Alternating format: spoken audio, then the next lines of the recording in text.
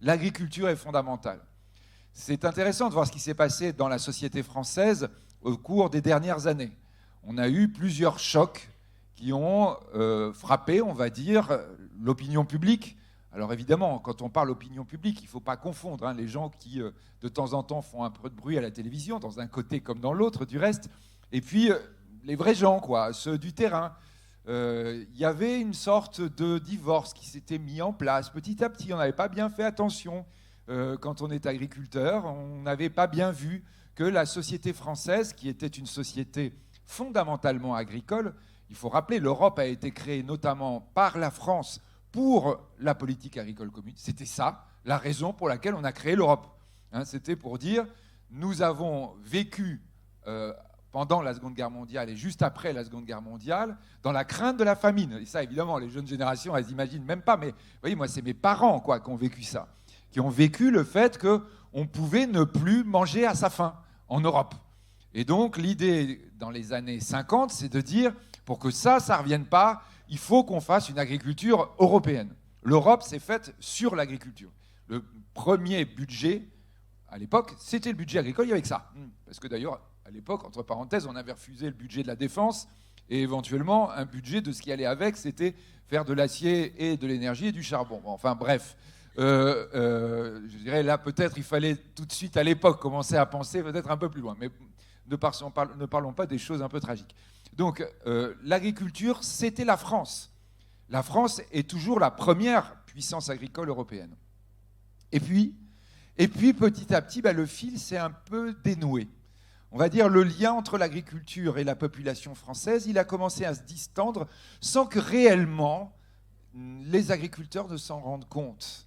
Parce que quand ils vont au salon de l'agriculture au mois de février, ils ont l'impression tout le temps que le monde entier, la France entière en tout cas, Paris entièrement est dans le salon de l'agriculture. De toute façon, tous les politiques sont là en leur disant à quel point on les aime, à quel point c'est important, et puis tout le monde va être pris en photo. Les agriculteurs n'ont pas senti qu'il y avait quelque chose qui commençait à dysfonctionner.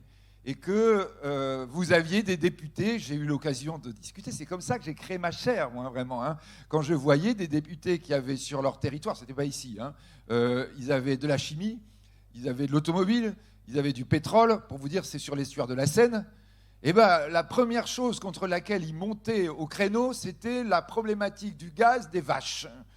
En disant, il va falloir que la société change. Là, vraiment, on était en train de dire, écoute, tu vois, j'ai le sentiment que quand on regarde les industries sur ton territoire, il y en a peut-être d'autres qui sont aussi légèrement à l'origine du dysfonctionnement de la planète. Enfin, si je peux me permettre. Ben non, c'était l'agriculture. L'agriculture, c'était facile de taper dessus. Vous voyez, il y avait cette espèce de logique qui a pris de l'ampleur de plus en plus, en disant, ouais, là, il y a quelque chose qui ne va pas, il faut qu'on agisse, etc., etc., etc. Je dis ça aux jeunes, enfin, vous maintenant, vous n'avez plus ça. Mais donc, il y avait ça un petit peu, si vous voulez, que beaucoup de gens qui sont dans l'agriculture ont vécu. C'est-à-dire, parfois, quand ils sont dans leur tracteur, des gens qui les agressent verbalement, voire même des agressions physiques, en disant, toi, t'es le pollueur. Donc là, je parle pour le coup de ma famille. Mon cousin, avec ses enfants à l'école en Bretagne, on leur dit, ton père, c'est le pollueur. Alors, il élevait du cochon, qui était considéré comme étant très grave en termes de nitrate. Il avait tout mis en place pour que ce ne soit pas le cas. Mais les enfants étaient traumatisés. Enfin, pour vous dire, ils sont tellement traumatisés que mon cousin, son exploitation, il n'a pas transmise à ses enfants. Parce que ses enfants n'ont pas repris l'exploitation. Ça fait 800 ans qu'ils exploitaient la même terre. C'est la première fois que ça saute une génération. Mais le pire, c'est que son fils cadet, il est parti élever du cochon dans une grande entreprise de cochons en Ukraine. Et là, il me disait, il y a probablement un moment où je n'ai pas dû bien expliquer les choses.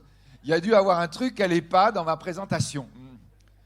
Donc tout ça, c'était, on va dire, ce malaise. Et ce malaise, évidemment, dont, on va dire, l'agriculture, la société agricole, les vrais gens dans l'agriculture, nous faisaient remonter le sentiment en disant, mais tu sais, je ne suis plus complètement heureux, j'ai l'impression d'être parfois dans cette société un peu en situation de porte-à-faux. Puis donc il y a eu un virus, il y a un petit pangolin qui est sorti, paraît-il, d'un marché chinois et qui tout d'un coup fait que les gens sont obligés de rester chez eux. On dit non, alors là maintenant on ne peut plus travailler. Alors les gens disent je ne travaille plus, je suis à l'université, je ne travaille plus, je fais quelques cours, bon, c'est pas grave, je regarde Netflix un peu plus longtemps, etc. Enfin bon, tout va bien. Puis quand même, vous vous posez la question, ah oui, mais au fait, on mange quoi ce soir ? Il y a eu ça qui s'est passé. C'est-à-dire, au fait, les agriculteurs, ils sont confinés ou pas ? La question qui remontait, nous on faisait assez dans l'air. Première question, est-ce que les agriculteurs sont confinés? Pourquoi? Parce qu'on mange quoi ce soir, quoi? C'était ça exactement. Alors on dit, non, vous inquiétez pas, les agriculteurs, ils ne sont pas confinés parce que l'air circule et en général, ils sont assez seuls, vous voyez, dans leur champ. Ah bon, très bien, ça va. Ah donc, on va pas avoir la famine. Oui, tout d'un coup, le truc qui revient, quoi. Hein. Tout d'un coup, cette peur-là qui était remontée, ça a quand même changé un peu les choses. C'est-à-dire que là, la France s'est redécouverte une puissance agricole et s'est dit, en fait, c'est important qu'on le soit. Et puis, vous avez eu 2 ans après la guerre. Et là, pour le coup, on rigole plus, la vraie guerre. La vraie guerre entre 2 puissances agricoles. D'ailleurs, on pourrait en parler en disant, au fond, si maintenant la Russie lance une offensive définitive sur l'Ukraine, ils gagnent quoi, les Russes? Ils vont gagner quoi? C'est quoi le but de la guerre? On va dire, oui, mais ils n'auront pas de fusées. Tout ça, honnêtement, c'est rien, c'est absolument aucun apport. Ils ont repris la Crimée, ça leur sert à rien. Ils avaient déjà leur flotte à Sébastopol, tout le monde était d'accord, il n'y avait aucun problème. C'est quelque chose d'autre qui se joue. Ils vont avoir quoi? Ils vont avoir des immenses... Alors, le grenier à blé de l'Europe, les terres, effectivement, les plus fertiles d'Europe.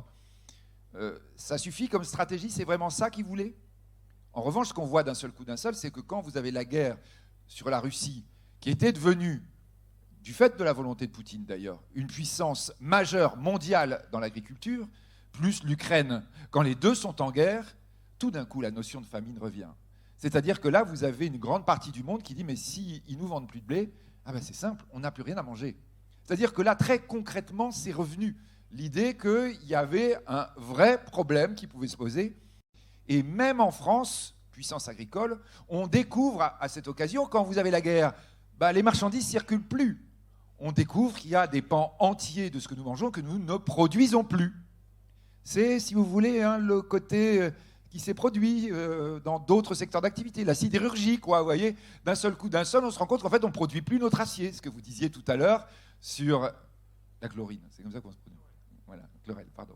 Sur la chlorelle, excusez-moi, vous voyez, je suis pas assez... Non, mais vraiment, je ne connaissais pas avant de rentrer. Donc, sur la chlorelle, voilà, on n'est pas autonome. Alors, on n'est pas autonome, mais on n'est pas autonome sur plein de choses aujourd'hui. On se rend compte que nos fruits, nos légumes, les choses que nous mangeons, alors pas un ERAC, on est d'accord, où nous avons dans le Lot-et-Garonne l'avantage d'avoir des producteurs fantastiques, et dans le reste de la France, oui, il y a beaucoup de choses que vous mangez que nous ne produisons plus. C'est un truc qui commence là aussi, depuis 2 ans, à sensibiliser la population française, et sans doute pas assez. Il faut rappeler aux jeunes gens que la première industrie française, ce n'est pas l'automobile, c'est pas la chimie, c'est pas les médicaments, c'est pas l'aéronautique, pourtant on est à côté de Toulouse. De très loin, c'est pas ça. C'est-à-dire, je vous parle effectivement en chiffre d'affaires, on est à peu près à 190 milliards pour la première, la deuxième est à 70-80 milliards, c'est-à-dire de très très loin. C'est l'industrie agroalimentaire. Et vous voyez, pour faire un avion, vous avez besoin de plein de choses, de matières premières, vous avez besoin d'aluminium, vous avez besoin de plein de choses, vous avez besoin de plein d'éléments. Pour faire de l'agroalimentaire, vous avez besoin de production agricole. C'est-à-dire que si on casse notre agriculture, c'est simple, on casse la matière première de notre première industrie. Et donc on a